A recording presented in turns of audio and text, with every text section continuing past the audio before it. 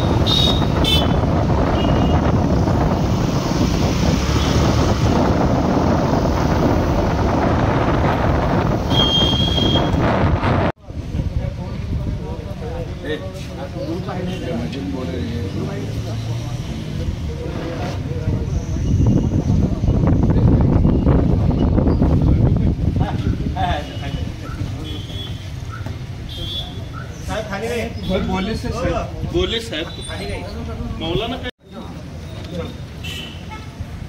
सामने देखो लंबा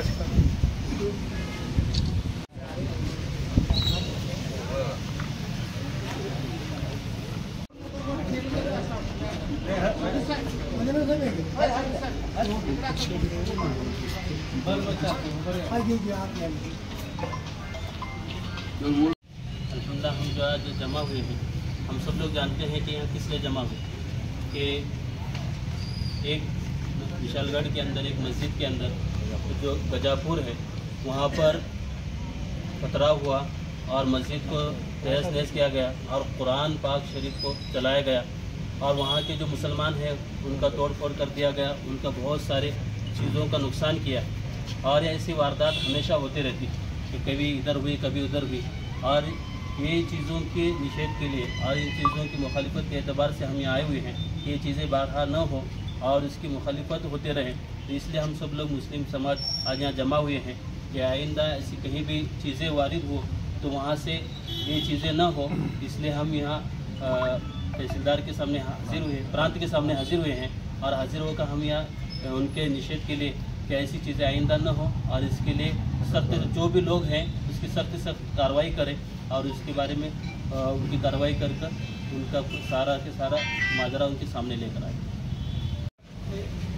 विशाळगडमध्ये गेल्या रविवारी ज्या समाज विघातक जे समाजकंटक यांनी तिथल्या विशाळगडावरील दर्ग्यासमोर असलेला अतिक्रमण काढण्याच्या निमित्तानं खरं वस्तुस्थिती पाहता ते अतिक्रमण न्यायप्रविष्ट असताना देखील काही समाजकंटकांनी तिथे गोळा होऊन तिथला अतिक्रमण काढण्याचा प्रयत्न केला, तिथली घरं उद्ध्वस्त केली, तिथं राहणारे त्या दर्ग्याची सेवा करणारे मुजावर यांच्या घरामध्ये जाळपोळ करण्यात आली, त्यांच्या लहान मुलांच्यावरती मारहाण करण्यात आली, तिथे जे आजारी लोक होते त्यांना देखील रस्त्यावर काढून फेकून दिले गेले। अशी भयानक अवस्था त्या विशाळगडच्या दर्ग्यामध्ये केली गेली। त्याचबरोबर विशाळगडापासून 3 ते 4 किलोमीटर अंतरावर असणाऱ्या गजापूर या छोट्याशा खेड्यामध्ये मुस्लिम समाजाची वस्ती आहे आणि त्या ठिकाणी एक मस्जिद आहे। त्या मस्जिदीमध्ये देखील जाऊन काही समाजकंटकांनी जातीय दंगल व्हावी या दृष्टिकोनातून संपूर्ण महाराष्ट्र जातीदंगीनं पेटून उठावं अशा प्रकारचं कृत्य त्या समाजकंटकांनी मशिदीमध्ये जाऊन मशिदीला व्यस्त केलं, तिथली तोडफोड केली आणि त्या ठिकाणी असलेलं आमच्या समाजाचं पवित्र असं कुराण त्याला देखील जाळण्याचा प्रयत्न त्या समाजघातक समाजकंटकांनी केलेला आहे। आणि तिथं राहणाऱ्या सर्व मुस्लिम समाजातील रहिवाशांची घरं त्यांनी जाळून राख रांगोळी केलेली आहे, इथपर्यंत की त्यांना जगण्याचं कुठलंही साधन त्या ठिकाणी त्यांनी ठेवलेलं नाही। त्यांच्यावरती कडकची कडक कारवाई व्हावी आणि हे महाराष्ट्रामध्ये हे वेळोवेळी अशा प्रकारच्या घटना घडायला लागलेल्या आहेत। प्रशासनाला आम्ही वेळोवेळी जागृत करण्याचा प्रयत्न आम्ही करत असतो। आम्ही निवेदन देऊन आम्ही प्रशासनाला सांगत असतो की असे जे समाजकंटक आहेत जे समाजघातक लोक आहेत, जे जातीवादी शक्ती आहे, महाराष्ट्रामध्ये दंगल घडवण्याचा प्रयत्न वेळोवेळी करण्याचा प्रयत्न करत आहे, अशा कंटकावरती, अशा समाजघातक लोकांच्यावरती कडक कारवाई करावी अशी या रूपाने आम्ही विनंती वेळोवेळी करतो. आणि आज देखील आम्ही प्रशासनाला सांगतो की जेवढं होईल तेवढं शक्य तेवढ्या कारवाई त्यांच्यावरती करावी.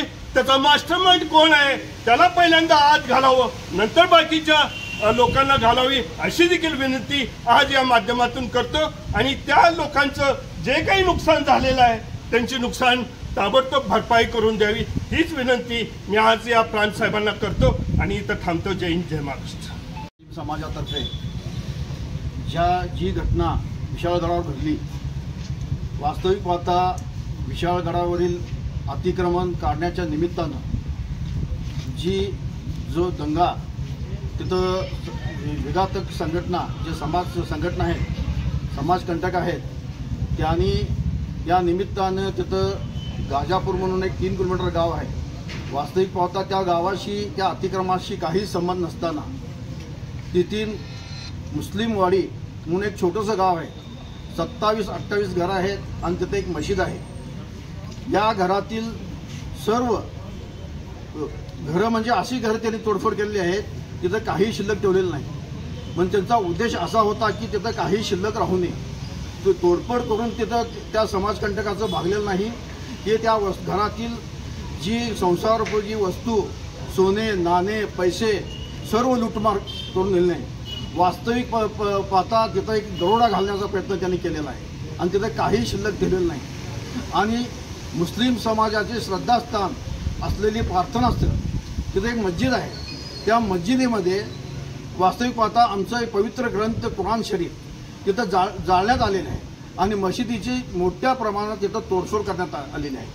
आणि अशा घटना या महाराष्ट्रात आणि वास्तविक पाहता पश्चिम महाराष्ट्रात वारंवार घडवल्या जातात आणि जातीय दंगली घडवण्याचा प्रयत्न ह्या समाजकंटकामार्फत होत आहे. तरी शासनास वेळोवेळी निवेदन देऊनसुद्धा शासनातर्फे या गांभीर्याने या गोष्टीची दखल घेतली जात नाही. वास्तविक पाहता या अगोदर इशारा दिलेला होता, प्रशासनाने तिथं नियोजन करणं जरुरीचे होते. जिथं त्यांनी या विविध हिंदुत्ववादी संघटनांनी तिथं येऊन अतिक्रमण स्वतः काढण्याचे जाहीर केले असताना सुद्धा तिथं कुठल्याही प्रकारचा पोलीस बंदोबस्त तिथं लावण्यात आलेला नाही. आणि जे गजापूर म्हणून गाव आहे तिथं फक्त त्या मशिदीजवळ एक पोलिसाचा बंदोबस्त होता. हे सगळं बघता असं निदर्शनात येते की हे फार मोठं षडयंत्र रचण्यात आलेलं आहे. आणि नंतर तोडफोड झाल्यानंतर जिथं जी मदत करायला ज्या विविध संघटना जात होत्या आणि तिथं 144 कलम लावून त्या संघटना आणि तिथं मदत करणाऱ्या लोकांना अडवण्यात येत आहे. आणि तिथं एकतर तिथं बघता तिथं मोठ्या प्रमाणात पाऊस पडत आहे, त्या घरावर त्यांच्या छप्पर नाहीत, घरात पाणी आहे, पाणी नाही, त्यांना जेवणासाठी अन्न पाणी नाही, औषध पाणी नाही. आणि कुठं जायचं म्हटलं तर त्यांना सगळ्या गाड्याचे तोडफोड करून सोडलेली आहे. आणि तिथं परिस्थिती बघितली तर एवढी विघातक परिस्थिती निर्माण झालेली आहे. तर शासनाने या वेळोवेळी ज्या घटना घडत आहेत याचा विचार करून अशा घटना आपल्या पश्चिम महाराष्ट्रात परत घडू नये याचे तंतोतंत पालन करावे. आणि यावर विचार करून शासनाने या घटनेचा मुख्य सूत्रधार आहे आणि त्याला त्वरित अटक करून त्याच्यावर सक्त कारवाई करून त्यांच्यावर गुन्हे नोंद करण्यात यावी हीच आम्ही आमच्या समस्त मुस्लिम बांधवातर्फे आम्ही प्रशासनास विनंती करतो आणि आम्ही एक जाहीर निषेध करतो. आपल्या JM न्यूजला लाईक करा, शेअर करा आणि सबस्क्राईब करा.